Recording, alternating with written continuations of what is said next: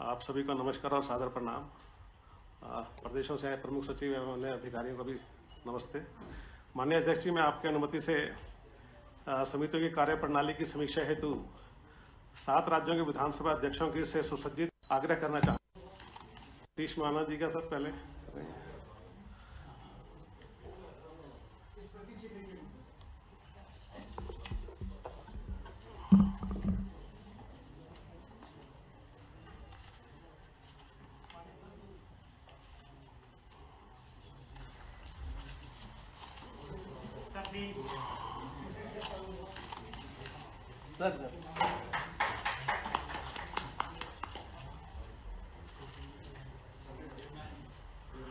माननीय श्री वासुदेव देवनानी जी, अध्यक्ष राजस्थान विधानसभा।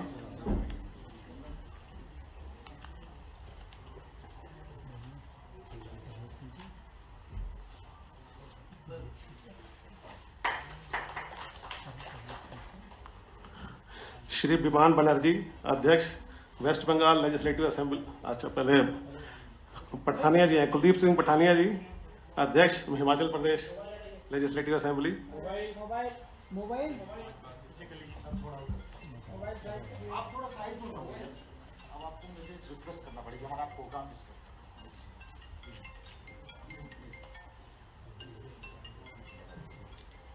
श्री विमान बनर्जी, अध्यक्ष वेस्ट बंगाल लेजिस्लेटिव असेंबली।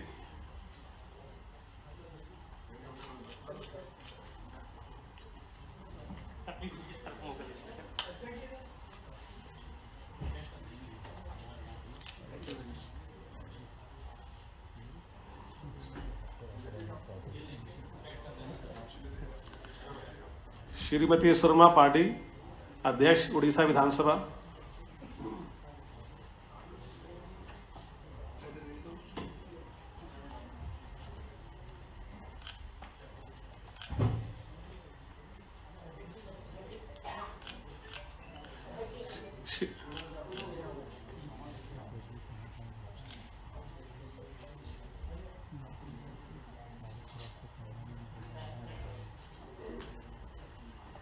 श्री मिंगबा नोरबू शेरपा जी, अध्यक्ष सिक्किम विधानसभा।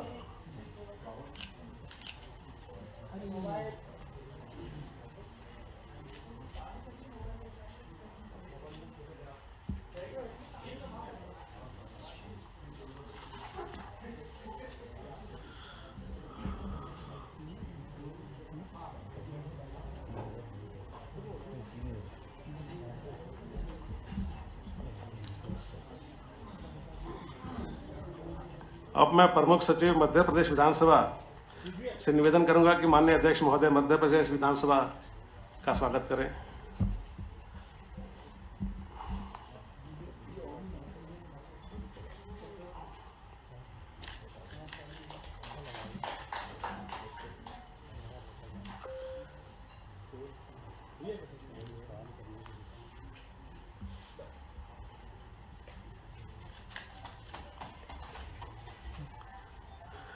मैं माननीय प्रमुख सचिव मध्य प्रदेश विधानसभा से दोबारा निवेदन करूंगा कि आए हुए प्रमुख सचिव तथा सचिव महोदयों का भी स्वागत करें। प्रमुख सचिव एपी सिंह सर।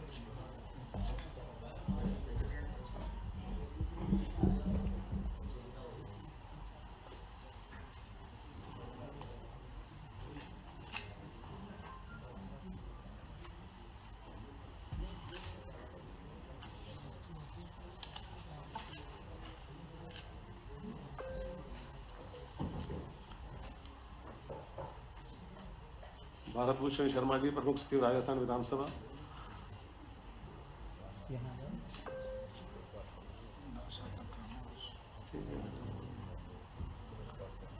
ललित कुमार गौरांग जी, सचिव सिक्किम विधानसभा।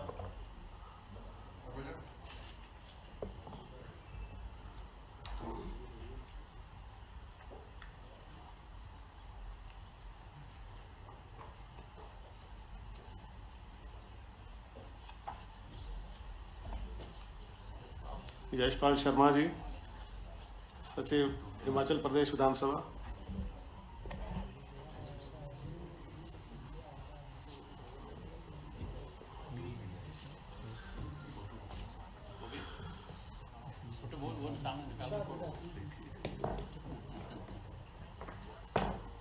श्री दास जी,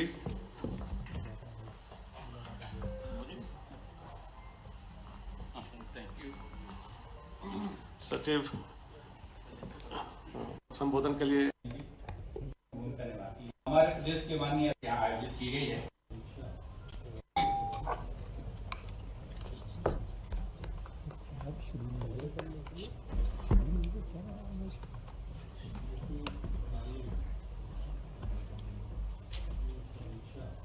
सर ऑडियो नहीं आ रहा। इस दृष्टि से यह प्रथम बैठक आज मध्य प्रदेश की राजधानी भोपाल में संपन्न हो रही है। आज की इस बैठक में हम सबके मध्य विराजमान माननीय श्री सतीश महाना साहब, माननीय श्री वासुदेव देवनानी जी, माननीय कुलदीप पठानिया जी, माननीय बनर्जी साहब, बहन सूरमा पहाड़ी जी, आदरणीय शेरपा जी और इस अवसर पर उपस्थित विभिन्न राज्यों से आए सभी हमारे विधानसभाओं के प्रधान सचिव, सचिवगण और उपस्थित सज्जनों, आज यह प्रथम बैठक भोपाल में संपन्न हो रही है। मैं मध्य प्रदेश विधानसभा की ओर से भी और मध्य प्रदेश के नागरिकों की ओर से भी आप सब आगंतुक महानुभावों का इस बैठक में हृदय से बहुत बहुत स्वागत करता हूं, बहुत बहुत अभिनंदन करता हूं। हम सभी इस बात को भलीभांति जानते हैं कि हमारे देश की लोकतांत्रिक प्रणाली में संसद और विधानसभाओं की महत्वपूर्ण भूमिका है और हम यह भी जानते हैं कि संसद का सत्र हो या विधानसभाओं के सत्र हों, उन सभी सत्रों में जितनी सूक्ष्म निगरानी की आवश्यकता होती है वह करना संभव नहीं होता और इसलिए हमारे पूर्वजों ने समितियों के गठन की प्रणाली को प्रारंभ किया।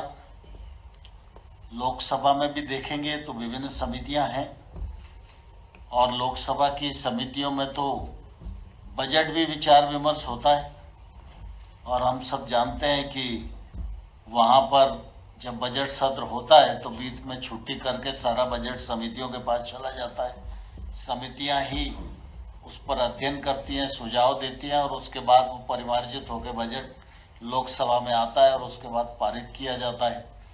ठीक इसी प्रकार से विधानसभाओं में भी समितियों की प्रणाली है और निश्चित रूप से वो ठीक प्रकार से काम भी कर रही है। हमारे मध्य प्रदेश की दृष्टि से देखें तो ध्यान में आता है कि लगभग 4 तो वित्तीय समितियां हैं जिनका निर्वाचन संपन्न होता है। इसके अतिरिक्त अनुसूचित जाति, जनजाति और पिछड़ा वर्ग के लिए 2 समितियां हैं जिनका निर्वाचन संपन्न होता है।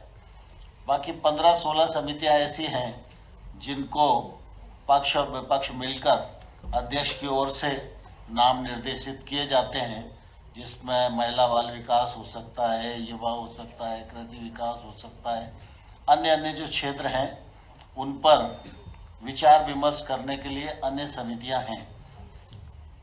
वो समितियां भ्रमण भी करती हैं, अध्ययन भी करती हैं, विभिन्न विषयों का निरीक्षण भी करती हैं, आवश्यकता पड़ने पर शासन को बुलाती हैं, उनके साथ विमर्श करती हैं और जो करणी कार्य है जिसमें और गति की आवश्यकता है या विधानसभा के द्वारा जो दिए गए निर्देश हैं या विधानसभा में दिए गए सरकार की ओर से आश्वासन है या प्रश्नों के अपूर्ण उत्तर हैं या सदस्यों की सुविधा की दृष्टि से कोई विषय है या विभिन्न मंत्रालयों की दृष्टि से विभिन्न जन उपयोगी जो विषय हैं उन पर समय समय पर वो काम करती रहती हैं और उसका लाभ भी निश्चित रूप से अनेक प्रकार के कार्यक्रमों के क्रियान्वयन की दृष्टि से होता है।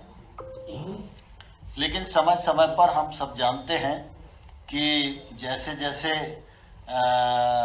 देश की आबादी बढ़ रही है, टेक्नोलॉजी का उपयोग बढ़ रहा है, नए नए आयाम बढ़ रहे हैं, उसी प्रकार से संसद और विधानसभाओं में काम भी बढ़ रहा है। तो स्वाभाविक रूप से उस काम की ठीक प्रकार से समीक्षा हो सके, निगरानी हो सके, कार्य में और दक्षता आ सके, इसलिए जो समिति प्रणाली है, इस प्रणाली को और दक्ष कैसे बनाया जा सकता है और उपयोगी कैसे बनाया जा सकता है, इस मामले में निरंतर विमर्श होता रहे और हम संबंधित लोगों तक ये सलाह पहुंचती रहे। इसलिए पिछले दिनों जब पीठासीन अधिकारियों की बैठक हिमाचल प्रदेश में संपन्न हुई थी और उसी समय ये विचार आया कि इस प्रकार का एक छोटा ग्रुप बनना चाहिए, इसलिए विभिन्न विषयों को लेकर इस प्रकार के ग्रुप्स बने हैं और वो समय समय पर विचार करें, अपने यहाँ की अच्छी जो प्रैक्टिस है उनको साझा करें, जहाँ समितियों की और गुणवत्ता की दृष्टि से कुछ नए काम किए गए उन सुझावों को एक दूसरे के साथ शेयर करें और हम सब क्या महसूस करते हैं, सदस्य क्या महसूस करते हैं, काम करते समय किस प्रकार की कठिनाइयां आती हैं, वो सब इसमें साझा होंगे तो निश्चित रूप से इनका आने वाले कल में निराकरण संभव हो सकेगा। जैसे सामान्य तौर पर एक बात चलती है समितियों को काम करने की और स्वायत्तता देना चाहिए। समितियों का जो कामकाज है वो एक तौर से सबके सामने आना चाहिए। समितियों की जो रिकमेंडेशन है उसकी समय सीमा के अंदर पालना होनी चाहिए। ऐसे कई प्रकार की विषय आते रहते हैं। तो निश्चित रूप से समिति काम तो करती है, काम करती है तो अनुशंसा भी होती है, अनुशंसा होती है तो अनुशंसा की पालना भी फिर उतनी गंभीरता से होना चाहिए। इसमें कहीं ना कहीं कोई कमी होती है तो हमारी कोशिश ये रहे कि इन बैठकों के माध्यम से हम राज्य सरकार और केंद्र सरकार के ध्यान में ये बात लाएं कि समिति, विधानसभाएं और ये ग्रुप ऐसा महसूस करता है, इसलिए इस प्रकार के सुधारात्मक उपाय समय समय पर किए जाना निश्चित रूप से हम सब लोगों के लिए आवश्यक है। आज हमारी प्रारंभिक बैठक है, इसके बाद ये बैठक निरंतरित होती ही रहेगी और इसलिए आज की बैठक हम प्रारंभ करते हैं। मैंने प्रस्तावित कुछ बात रखी है, आप सब लोगों के सुझाव और आप सब लोगों के द्वारा जो सूक्ष्मता से अपने अनुभव से महसूस किया गया है वो सब बातें इस बैठक में आएंगी।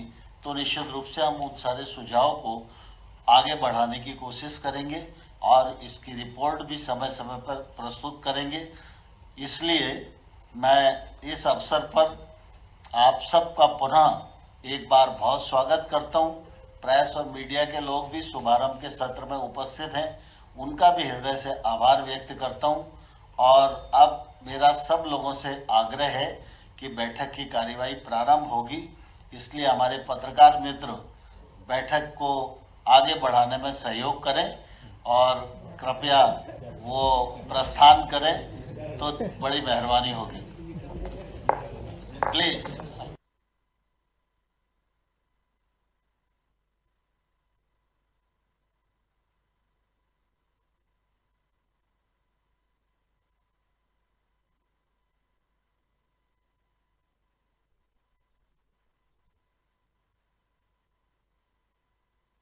Hello, Moto.